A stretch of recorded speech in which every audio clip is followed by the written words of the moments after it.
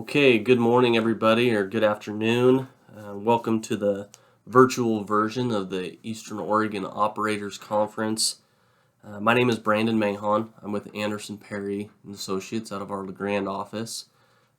Thanks for being here and bearing through this crazy virtual world we're living in right now. Hopefully, you can get something out of this.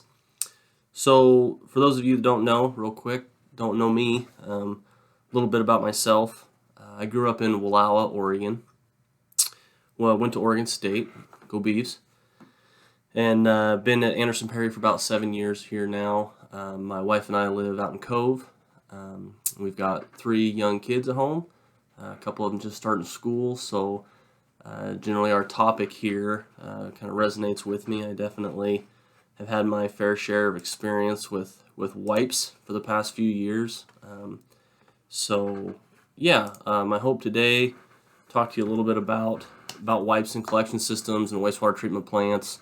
I know a lot of the folks on this call have more experience in this than anybody, and deal with these on a regular basis. I know these are getting to be a real issue for a lot of folks. I know I've had multiple folks that I work with send me pictures and take me out to their lift station and show me their pile of wipes and debris and stuff. So I know it's pretty prevalent. So anyway, hopefully we talk a little bit about some problems that we're seeing, some solutions, and some things that we're seeing nationally and globally. So I'll give this presentation. I've got a PowerPoint put together here. I'll walk through this and we'll watch a couple videos. My understanding is the way this is set up, I'm sure you guys have seen this in other presentations, but there's some polling questions. So I'll drop you some hints when you ought to pay attention to that. So let's get started talking about wipes. Luckily, I saw on the schedule this was scheduled for after lunch, so that's a good thing. So let's talk a little bit about types of wipes. Wipes are disposable sheets designed for various cleaning and sanitary applications. So come in all shapes and sizes. I've got a list here. If you notice, this list is highlighted and it's bold and it's obnoxious and it's jumping out at you. So just as a little bit of a hint there, maybe write some of these down. So we're talking about wipes.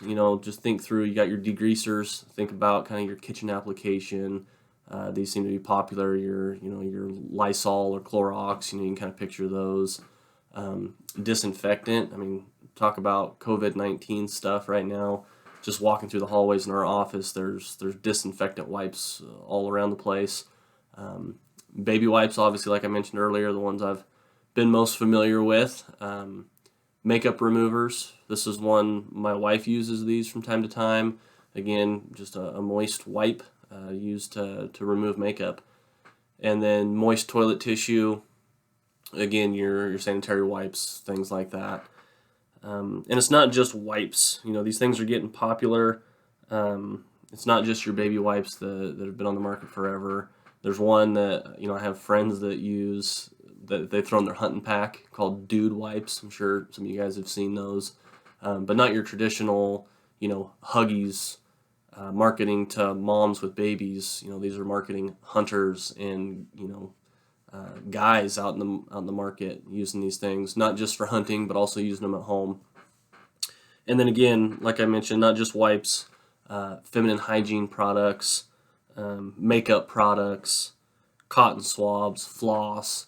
There's all sorts of things that go into some of these issues we're seeing. We're mostly talking specifically about wipes today, but there's other things that kind of combine with these to cause bigger issues. Okay. Are wipes flushable? So in doing my research for this presentation and looking around, there's currently a large debate as to what flushable means. Are wipes flushable? Are wipes that are labeled as flushable actually flushable? What does that entail? So currently there's large debate around that, and whether the actual flushable wipes that are labeled as such, if they're actually causing blockages, or if it's just standard wipes and feminine products and other things that are causing the blockages, and these flushable wipes are just kind of getting a bad rap. A lot of debate around that. Obviously, many of the manufacturers are claiming that their flushable wipes break down more quickly and do not cause blockages. Again, what is quickly?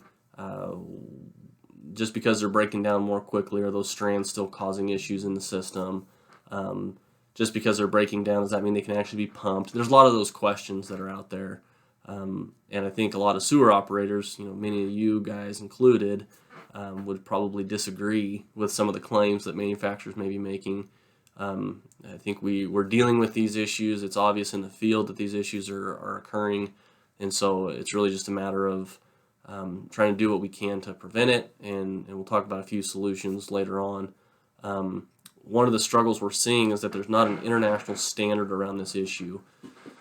So as water and wastewater operators, we're used to seeing the the ASTMs and the AWWA standards and things that are well defined as far as this piece of equipment will operate this way and this is how it's going to work and this is what you have to do to meet this standard. In the world of wipes, there's no standard saying that in order to be a flushable wipe, thou shalt disintegrate completely in a matter of 10 minutes, or there's no international thing that everybody's agreeing on as far as the labeling goes. And so that really drives consumers' behavior, and I think that might be part of why we're seeing so much additional wipes and other products in our sewers. So as far as just specifically the flushable wet wipe market, if we're going to take a minute and talk about that, it's a growing market, and I think, especially as operators, I think we're all seeing it. I think we are seeing more issues, especially, and again, in some videos we'll watch later, we'll talk a little bit about how that's growing and some examples there. So just some data here, $2.1 billion in 2018. And again, this is just the United States. Estimated to be $3.5 billion in 2023. I think I saw somewhere between 5 to 10% growth annually, which is pretty impressive. Just some pictures here. You can see you've got your standard household brands. You've got Charmin, you got your Cottonelle, Kirkland. You're hitting the big Costco's. Again, there's a picture of those Dude wipes. Getting real mainstream. Targeting multiple markets, not just. I think a lot of people in their mind, when they think of wipes, they think of babies. You got baby wipes, but a lot of these are targeting a lot of other demographics, not just moms with babies. I think historically a lot of baby wipes would end up in a diaper and end up in the trash can, and so we probably saw less issues. Where I think more and more we're seeing people using these more regularly, using them more in their their day-to-day lives, especially when you start thinking about toddlers, potty trainers. I think a lot of these are showing up for convenience in our houses, and then obviously winding up in the toilet. Okay, so moving on from there, flushable. What is flushable? So as far as a definition, if you look at Webster's, for a literal definition, suitable for disposal by flushing down a toilet. Well, that's kind of loose, right? I mean, I hate to say it, but my son has G.I. Joes that are, flushable. They'll make it down the toilet. And so wipes are flushable. By that definition, we can get them down the toilet generally without clogging it. But they may not be compatible with collection and wastewater treatment facilities. Most wipes are made with a fine plastic mesh that doesn't break down in water in our wastewater systems the same way as toilet paper does. So most of them, again, when I say most, when you start talking about your baby wipes and some of those, they've got some sort of poly in them, a polypropylene or a polyester, something like that, a synthetic material that, again, you can imagine don't break down like you'd expect your toilet paper to. Flushable wipes, on the other hand, are generally made from a non-woven material like cellulose from wood pulp. Sometimes they do have other polymers like a viscose, which is also made from wood fibers, but how it's manufactured and some of the processes to actually produce that polymer are a little different, which can cause some different issues. So a lot of those materials are similar to toilet paper, but again, through the manufacturing, how those strands are actually constructed and manufactured can sometimes have a little bit different impact than we see, from our standard toilet papers. So just diving into that a little bit further, what are wipes made of? again, like we mentioned, wipes are made with that non-woven cotton or cellulose fabric. Flushable wipes specifically are reinforced with fibers such as a viscose, which is, like we talked about, semi-synthetic. The cellulose that's used to make that viscose is similar material. It's that manufacturing that's a little different. And where this all comes to play is really the biological wastewater processes. So through our collection and then into our treatment system, those biological processes that we use day in day out to break down those organic materials, right? You know, the human waste and the toilet papers that have come from, you know, wood pulp. Those processes aren't necessarily going to break down a lot of those non-flushable wipes with the fully synthetic plastic fibers. Again, this gets back into that debate a little bit of, well, are those breaking down the flushable fibers, you know, the flushable cellulose, the viscose that's in there? A little bit of debate as to how that's happening, whether that's happening through our wastewater process, whether they actually are being broken down, and even if they are being broken down again, are those strands still causing some issues? So a little bit of a debate, but I imagine for anybody here who's pulled a wad of wipes out of a lift station pump, you could definitely argue that there's some issues there. So wipes cause all kinds of problems. The wastewater industry removes thousands of tons of wipes from sewer lines annually, and that's easy to kind of rattle off and not think twice about. But you know, the sheer volume that we're dealing with here, thousands of tons of wipes annually. It's huge and it's growing. It's obviously getting worse and worse. You're starting to see more and more of it, not just as operators, but in mainstream media. Again, we'll watch some videos here later. Obviously getting more and more of an issue. If you look online and start searching some of these things, you'll see the term fatbergs. It's a combination of fats, oils, and greases, as well as other debris such as wipes and other sanitary products. And again, this is where we get back to part of that debate is, you know, sure, we know we're getting fats, oils, and greases. You know, that's just part of owning and operating a wastewater system, right? And then with combinations of those, we're getting these other products, wipes, sanitary, feminine hygiene, floss. They're all combining to make these large masses that are difficult to handle. They're damaging equipment. And so these fatbergs that are being created, I think part of that debate is, are these all just specifically from non-flushable wipes, and the flushable wipes are breaking down and doing their thing and we don't even notice them? I think there's some real debate there. I think there's definitely cause for concern that the flushable wipes, even if they are breaking down somewhat better than non-flushable wipes, they're still causing some issues.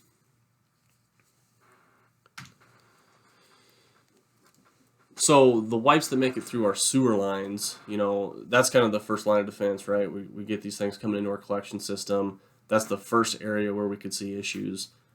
Just in the last couple of weeks, I've even seen, you know, cities that I work with have had sewer lines back up, mostly due to, again, what we call fatberg, some grease, other materials and debris that are in there, backing up a sewer line, actually, you know, got sewer in some basements. And so that's kind of the first area we're going to see these things. For the ones that get through our collection system, are able to make it through, we're starting to talk about pumps if we've got lift stations. We're starting to talk about wastewater treatment plants. We're starting to talk about headworks. And so, and as we go down the line, the issues get more expensive, right? I mean, to clog a collection system line can cause expensive damage, but as far as the equipment and the fix, you know, we jet those out and we're moving on. You start talking about having to replace a lift station pump or, you know, something in your headworks. Now you're talking about real money there. So the problem doesn't stop in the collection system. This is something that as we move through the system continues to plague us. Okay, so continuing on with some of the problems we're seeing here, again, just following the flow here. You know, we've gone through the collection system. If we're lucky enough to get it through a lift station pump, we're headed for the treatment plant.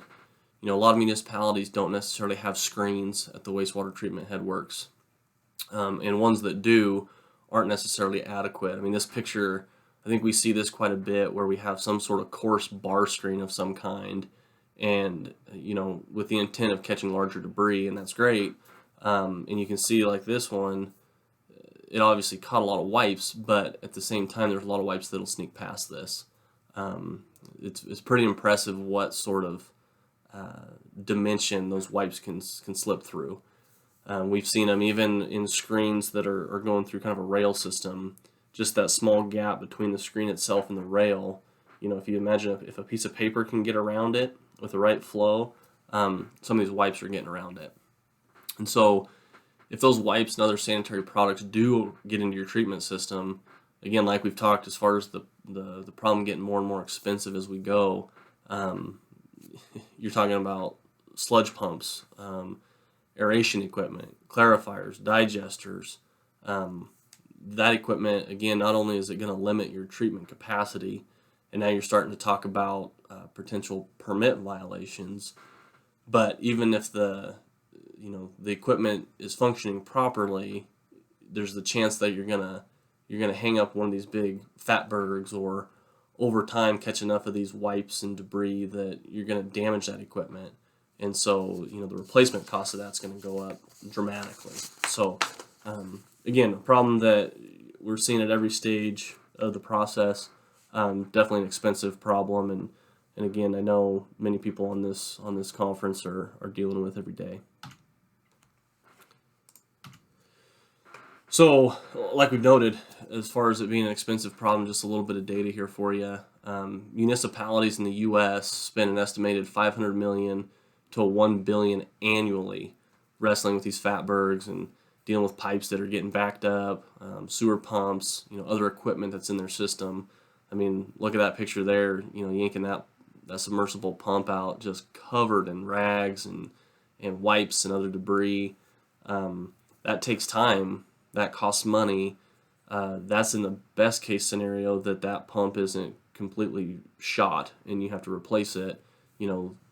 That you're just pulling that wad off of there. But again, that could take an operator well over a day, or more, especially if you're having to dismantle pumps. And so over time, I think what a lot of people don't understand, especially in the public, is the cost is eventually passed on to the system users. And again, as we touch on some of the solutions here, public education is a big one.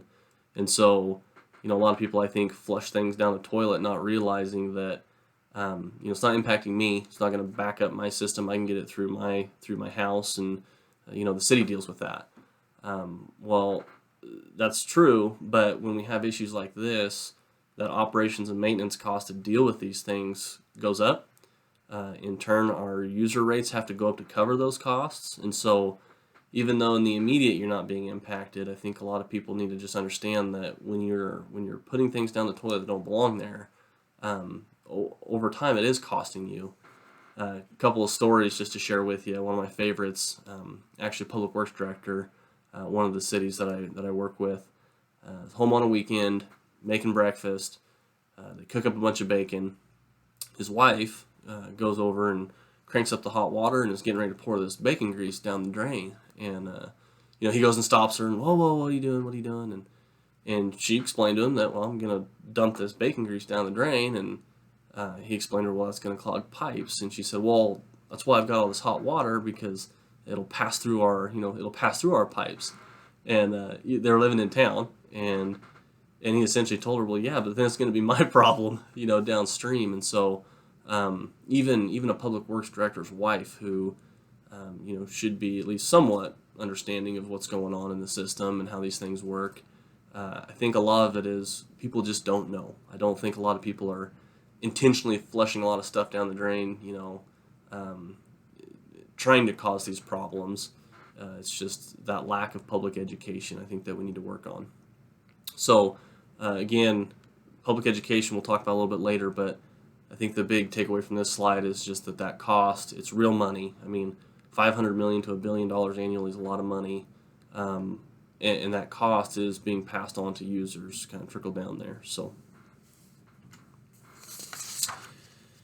So this slide here is just kind of a summary of the process that we've talked about, just to walk through that again. Flush wipes, flush and wet wipes can clog plumbing. It's not something we've really talked much about, but there are cases where even just in the household, your private plumbing can get clogged, and especially when you start talking about those buildups of fats, oils, and greases, those can lead to expensive repairs. So when we're talking about our public education, that can be one component of it for sure. That it's not just the city that's being impacted. There is a potential issue even on the private side. Assuming that it gets through the house and the private plumbing, and we start talking about getting clogged sewer lines, I like that graphic that they have there, because a lot of what we imagine when we think about a collection system is your new PVC 3034 sewer line, nice and clean, should pass solids and should pass wipes no problem, but that's not reality. That's not where we live. So when you're talking about these sewer lines, this graphic's perfect with all these roots. We're talking about old concrete pipe. We're talking about broken joints. We're talking about broke pipe that have places where these things can hang up and really cause issues.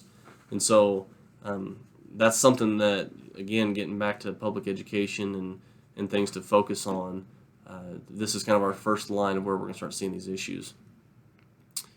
Kind of the ramification of that, moving on to the next graphic there, sewer overflows. Not only are the clogged sewer lines potentially going to harm individuals, if we're backing up a sewer line and all of a sudden basements start backing up, but then there's potential for overflows from the entire system, that whether they're coming into private residences or getting into the stream or what have you, there's definitely issues there. The next figure there, as far as damaged collection systems, you can kind of see that little figure of a pump. This is where we start talking about some of the bigger costs, when we start talking about damaged equipment, downtime for the system if we're having to replace or repair, lift station pumps. A lot of those, we've seen a lot of pictures so far. We'll see more, and a lot of you got your own war stories of pulling things out of pumps, whether it be blue jeans or bed sheets, or I've heard all sorts of stories as far as things that have come out of pumps.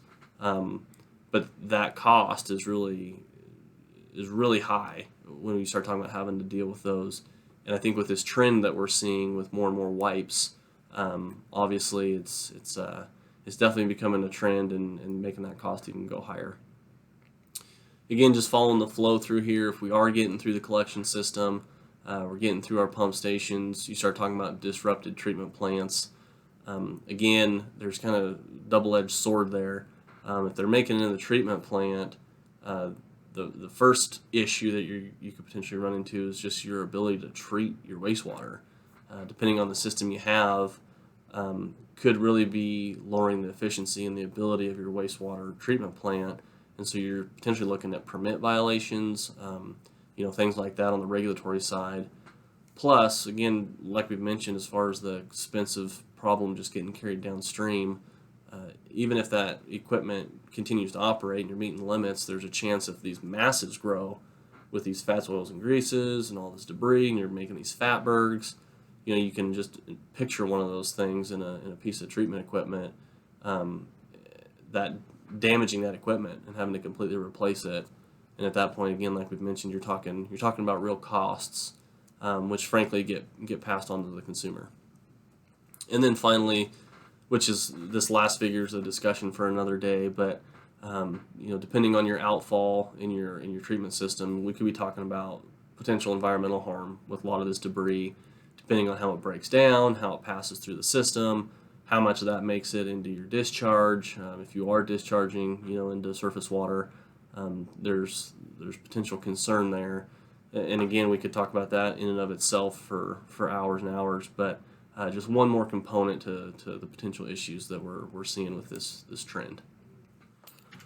So, as far as some things that are happening, especially on the national level, a few examples here of some nationwide legislative action that's going on. I've got several examples there of different states that have passed legislation. I got copies here. I'll read some excerpts from. So, First one there, you got Washington, D.C., the Non-Woven Disposable Products Act of 2016.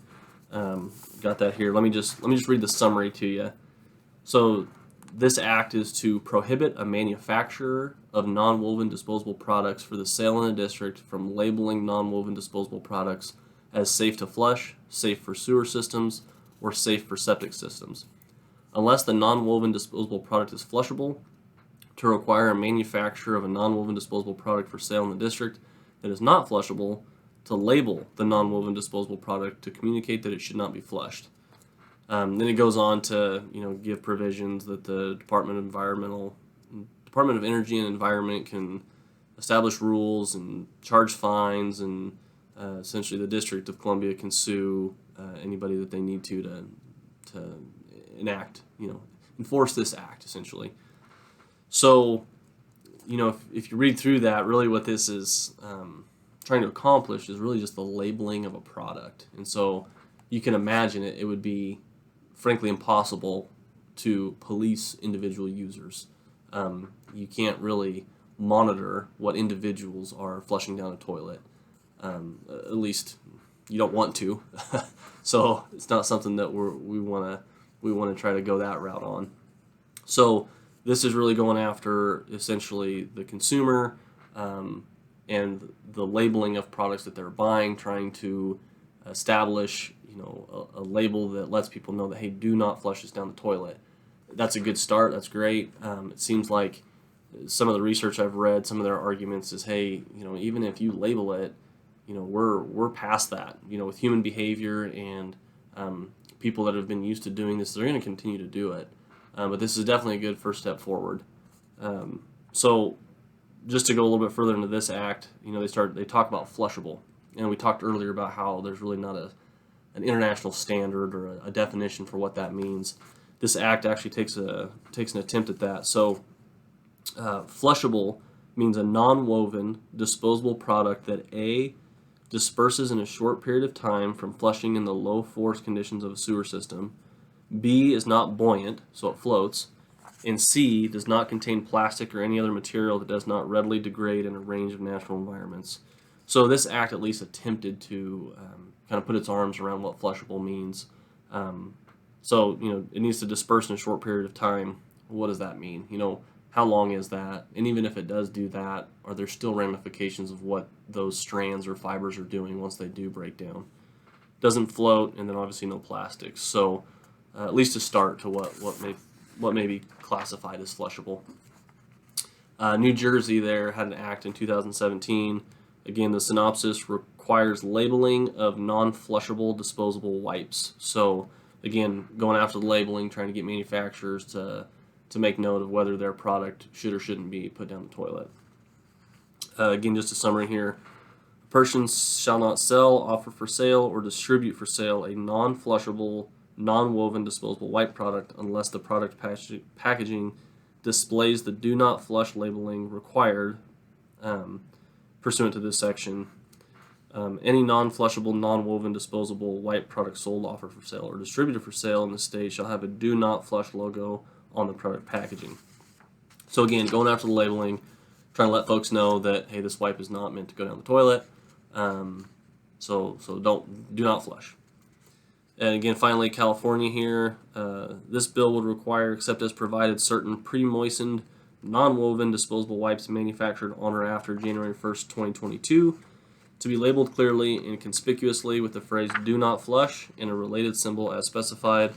This bill would establish enforcement provisions, including authorizing a civil penalty not to exceed $2,500 per day, up to a maximum of $100,000 per violation, to be imposed on a covered entity who violates these provisions. So California pretty clearly outlined that not only do you need to label everything, but there's some pretty hefty fines involved there. So again, national legislation that's been enacted trying to help solve some of this issue. Again, whether that labeling is really going to drive human behavior and consumers, I think that's probably debatable, but at least it's a recognition of what's going on and a step in the right direction. So let's talk a little bit about some solutions, some of the things we're seeing, some ideas for you guys and as operators. wastewater treatment technology is evolving to deal with the wipes trend. And so we're seeing that, in equipment and other things. Wipes and other products that are currently in the system, I say here, have to be physically removed. And I say that generally. There are some wastewater biostimulant products out there, and they may help, especially when you start talking about some of these fatbergs and some of those fats, oils, and greases that are, potentially broken down a little better with some biostimulant products, but they're not necessarily effective with wipes, depending on the type and what the makeup of those are, and they may not be practical. I mean, depending on our systems and how we're impacted, some of those products may not be ideal for us to use. So again, I say that they have to be physically removed. That's somewhat loose, but mostly, to be fully effective, that's kind of the approach we're taking here. So the key really in that whole statement is to prevent the wipes from entering each component of the system and keeping those fatbergs from being created, the buildup into large masses. Again, that prevention, I forget the saying. I'm sure my mom told me an ounce of prevention is worth a pound of cure, right? So if we can keep the wipes out of the system, that's a lot more effective than trying to deal with them once they get in. And so that gets into, and we'll talk more about some solutions there, but again, it's really driven by public education, right? So letting folks know, again, like we talked, I don't think it's so much that people do this out of, to spite the city or in order to cause problems with your treatment plan. It's really just people don't know. They're living their life. They don't know any better. It's convenient. And so I think letting them know that there are issues downstream is important. And so public education, we've touched on it a few times. I think this is kind of the low-hanging fruit. And again, we'll watch a couple of videos here in a bit. I think this is the easiest, cheapest way to at least start addressing this problem. Here's just an example flyer. Save your pipes, don't flush baby wipes. Again, baby wipes is one component of that. We'll talk about some other language here that we might be able to use, but letting folks know, I think is a good place to start for sure. So here's a couple of figures. The one on the left, I actually found this one really interesting and kind of want to walk through it a little bit. In my mind, this is something that you could put on your website or put in your monthly billings or something to just get the word out to folks. It's going to take some effort to let people know. So this figure here goes through a breakdown. There was a study done, some field studies, and this is at pump station inlet screens. And so carried out by some organizations, some wastewater agencies. And I found this breakdown interesting. So if we just walk through this, 47% of the items found in those pump inlets is non-flushable paper. The highest percentage of all these issues and other debris that we're dealing with, which I found interesting. You're talking about your paper towels, tissues, napkins, things that if you think about the construction of them, the paper towels that you're seeing, are stiffer. Think about your Bounty quicker picker upper.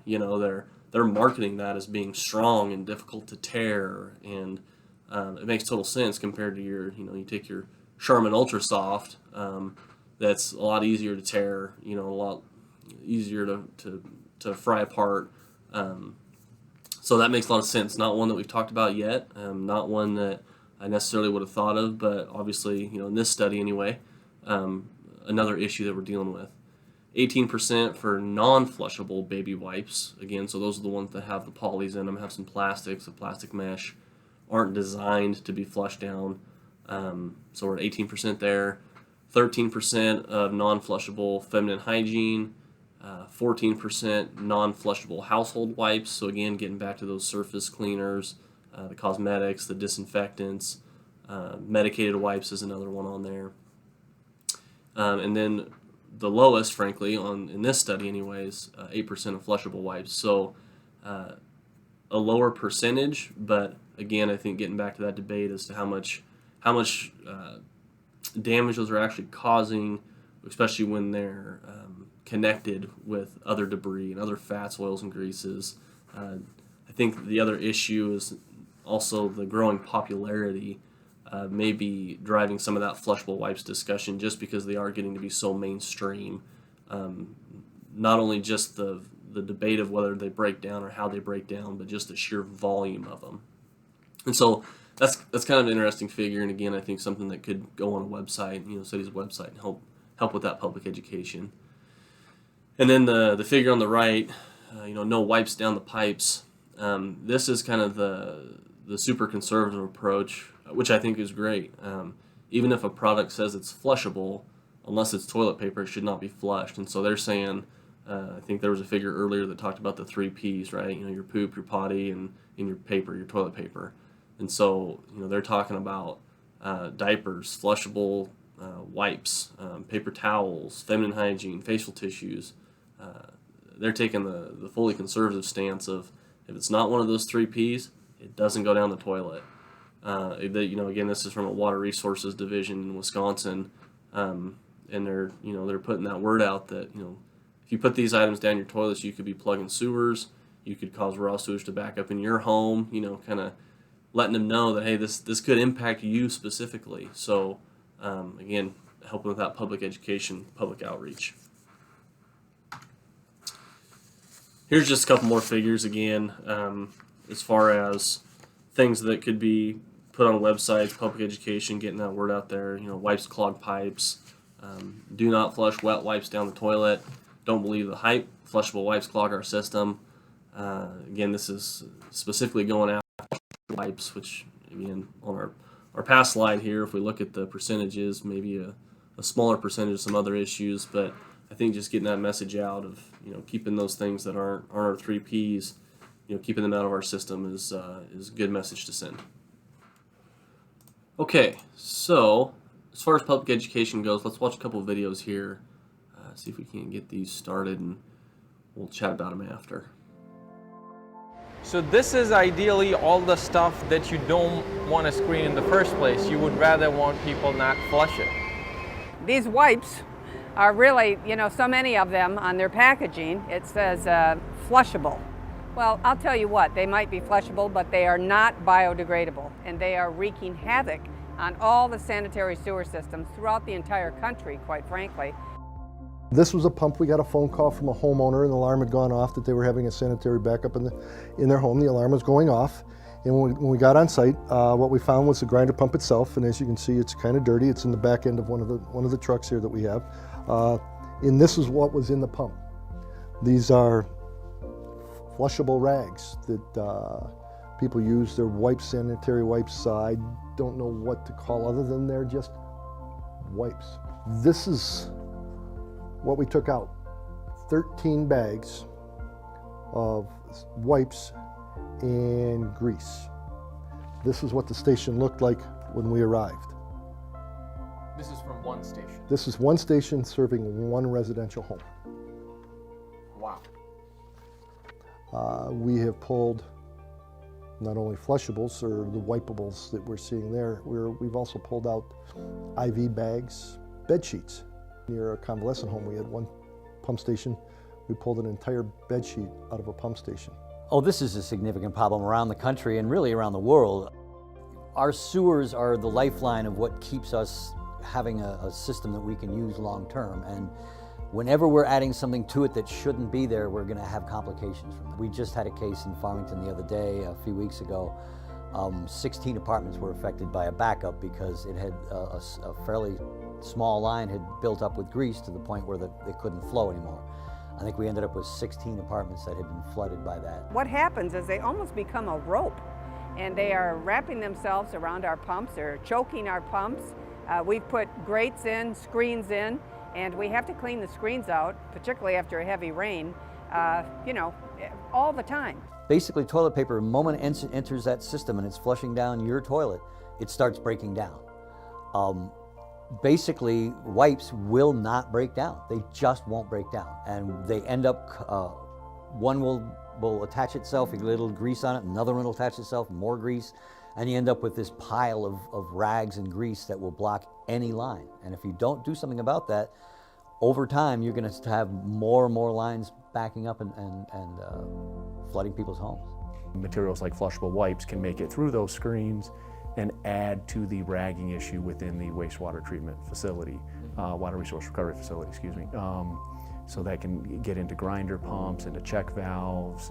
We looked at some of the different situations where it can block and impede the treatment process, and it's a manual, typically a lot of manual labor has to be exerted to clean out that equipment and get it back into service. This is all ends up costing the system. So everybody who pays a rate is paying part of that rate into fixing these kind of problems. And if you're not affected directly by a backup and it's in your home, you're still paying for it every month when you pay your bill, because all these things add up over time. But wastewater treatment plants and collection systems spend a lot of preventative maintenance and man hours removing materials that were never really designed to be in the sewer to begin with. And I think flushable wipes is just one of those items. This is something that happens way more than it should, and it's really all about public education. If we can show the public the impact that this is having, they'll stop doing it, because most people have no idea that it's happening. What you want to flush in your toilet is just toilet paper and whatever you're producing as a person. When you're going to the grocery store, no matter what you're buying, if you're buying those types of materials, just try to, I guess, at first reduce the amount of that material you're using in your home. So, some takeaways from that I got, that one video early on, that picture, that 13 bags from that one residential service, looked like a little individual grinder pump. One residential service, one unit, 13 garbage bags full of wipes. I mean, that just gives you an idea. Obviously, that's over time, but that just gives you a feel for just the sheer volume of these things that people are putting down the drain. They mentioned a few other things as far as, wipes not breaking down. Again, here's a couple of operators of obviously pretty large systems that, pretty adamant that, hey, these things aren't breaking down the way people are saying that they are. They mentioned a few other pieces of equipment, check valves. There's a lot more. We've talked a lot about collection system, pumps, but you start thinking about check valves and some of these other pieces of equipment in the system, even if they're not completely having to dismantle this piece of equipment or it's completely not functioning, there's still issues that these things can cause. So you may or may not know that they aren't functioning correctly. The one guy talked a little bit about grinder pumps. I think that's something worth noting. And again, I think a lot of you have seen this issue. I think our historical understanding of how some of this technology was intended to work, the grinder pumps and the chopper pumps, I think these wipes are really wreaking havoc on those. Next video we'll see talk a little bit about how they're creating this rope. I think this last video mentioned something similar. The way that those were intended to break up debris into small fragments, I think, is with the way that these fibers are reacting to that is causing a huge issue, ragging these pumps up. And then the one gentleman talked again, like we've mentioned, about that cost and how I think we all need to help educate the public that overall this cost is coming back to the ratepayer. Even if it's not my basement that's getting backed up with sewage, I am paying for the cost of this. So just a few takeaways there. We got one more here. Let's go ahead and get this one going. Clogged pump stations due to wet wipes and sanitary products in the public sewer system, when everything grinds to a halt. This is Thomas. Thomas is 50 years old and is responsible for wastewater in the county of Flushing Waters. His job is to oversee the operation of the entire technical system that collects, transports and treats wastewater from thousands of people in the county. This is his assistant, Marcus, who has just completed his apprenticeship. The two of them are on their way to Pump Station 6. They have been called out to investigate a technical problem, again. Pumping Station 6 is one of many concrete wastewater pumping stations up and down the country, fitted with two large submersible pumps. These collect wastewater from gravity sewers, lift it a few meters, then pass it to gravity pipes that finally lead to the wastewater treatment plant. If a pumping station stops working, there's no time to lose. This is a real emergency. If the worst came to the worst, a backlog could push sewage back into buildings connected to the sewer, unless residents have taken their own precautions. A look at the control panel shows a motor fault. This means going down into the sump. Thomas uses his gas detector to see if it's safe to go down. The faulty pump has to be hauled all the way out of the sump. A tough and unpleasant job. A closer look at the pump shows fibrous material hanging out of the inlet. It will take more than just pulling to dislodge it. There's nothing for it but to dismantle the whole pump. The blockage is removed and the pump is soon back in use. Thomas and Marcus are ready to drop dead. What a weekend! It's Monday morning. On the way to work, Thomas receives another text message on his mobile. Fault in pumping station 6. The same thing yet again. It's the other pump though this time. What the two of them pull out of this pump looks like ragged rope. It's extremely strong and won't tear. How is this possible? The phenomenon that Thomas and Marcus have to deal with on an almost daily basis is unfortunately not a one-off situation, but is one faced by sewage pumps around the globe. Wet wipes. These wet wipes came onto the market about 40 years ago and are becoming increasingly popular. In the last 10 years alone, sales in Germany grew 200-fold. When it comes to disposal, they are supposed to be eco-friendly and flushable. Flushable, though, does not mean they can be pumped. Wet wipes wreak considerable havoc and cost huge sums of money for maintenance, all because they are not made of paper but of non-woven material containing microscopic synthetic fibers. This means the wipes can be impregnated with soothing essences to satisfy our growing expectations of hygiene. We can have moist wipes without them tearing. What's more, sparing use of our precious water resources means that often enough, very little water is used to flush the toilet. This encourages clogging in pipes and pumping stations. Wastewater experts agree that wet wipes cost local authorities immense sums of money. Of course, these costs fall back on the consumer in the end, but not till later on. In fact, not until the local authority sets its annual wastewater charge. We pay for our growing hygiene demands with higher wastewater disposal costs. Is everyone aware of this, and is this what we want? Does out of sight really mean out of mind? No. What goes down the toilet does not magically disappear, but comes back to haunt us faster than we would like. So remember, wet wipes don't belong down the toilet, but should be disposed of with household waste. Think first before you flush. Maximum efficiency and minimum clogging. That's what you get with wastewater pumps from Pentair Jung Pumpen. Okay, so sorry, I meant to close that before Pentair pumps started. I didn't get any money for advertising from Pentair. So anyway, a couple of takeaways from that one. They talk about essentially a lift station pump faulting out, having a motor fault, which I'm sure many of you have been to many of times. There's a lot of issues with that. Not only are we talking about downtime, not only are we talking about potential backups and issues in the pump system, but they talk a little bit about somebody having to go down there and retrieve that thing.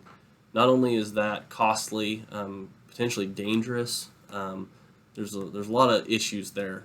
I think it's a lot more than what our general public realizes goes into that effort. The one thing I found interesting, and you guys can probably test that you caught this. So you got Thomas, the older operator, and you got Marcus, the new guy. Did anybody else notice that Thomas was the one going down to get the pump out? Where I come from, the new guy would be the one, going down in the hole. Anyway, something I think that's interesting about this video, obviously, produced somewhere in Europe. So obviously this isn't just a U.S. issue.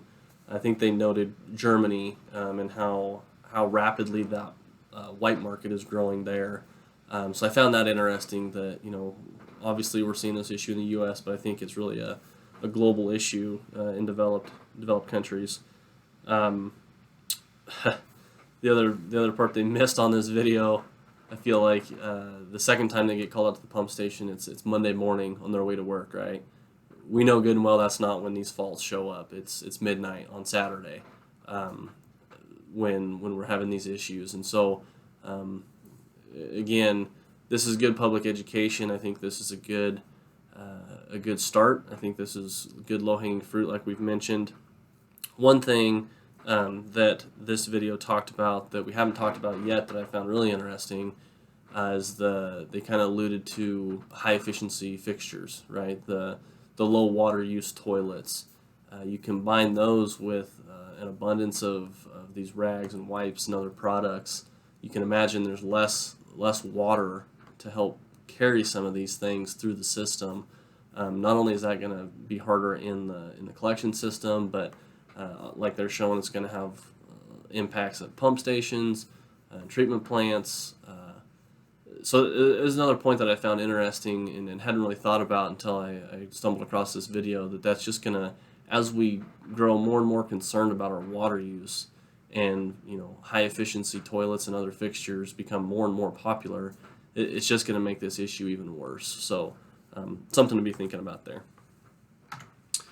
So let's talk a little bit about technology and equipment. Like we talked about, as far as solutions to kind of helping with this issue, public education is obviously one. We mentioned early on that our technology and our equipment that we're using in our systems obviously growing. It's adapting to deal with this issue. So we talk about the collection system, and one of the first things we're going to run into is a pump station. And so here's a couple of pictures just of an advanced impeller design. The intent with these, as opposed to our historical chopper and grinders that are, the thought was let's just masticate and completely tear apart and chew up what we can to pass it through. These are really designed more to pass some of those, reduce the ragging and the blockage in our lift station pumps, let those wipes and other debris, instead of getting broke up into little pieces or strands, let's just get them to go through the pump station. And there's multiple manufacturers. I know Flight has like their impeller, and there's others, multiple configurations that have a similar, advanced impeller design sort of product. Obviously, this is going to help our issues at our lift stations, reduce downtime there. But again, like we talked, we're almost kind of just pushing the problem downstream a little bit. Again, I think it will help at pump stations, and that is a good thing, but we just want to make sure that we're cognizant that the problem didn't necessarily go away just because we're able to get it through our lift station pumps.